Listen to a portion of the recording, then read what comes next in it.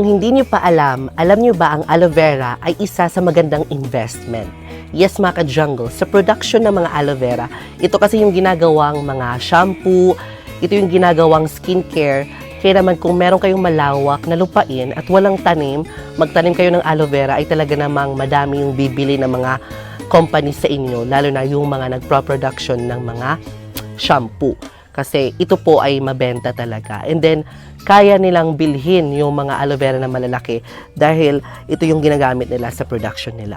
So, magandang investment din ang mga ganitong halaman. Kaya naman talaga ay tinawag siya na plant immortal dahil highest rank siya sa lahat ng mga plants. Dahil maraming benefits ito. Hindi lang siya sa ornamental, hindi lang din po siya sa pang-aesthetic, kundi maraming benefits or health benefits ang mga ganitong halaman through skincare and our health na din.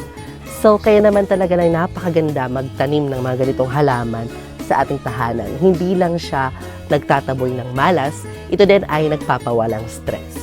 Kaya naman kung nagustuhan mo ang video nito, this is Mark of the Jungle, your plant enthusiast. I-comment mo naman na yes kung nagustuhan mo ang video na ito at i-share mo ang video na ito. Maraming salamat sa panonood and I will see you next episode because more plant, less stress.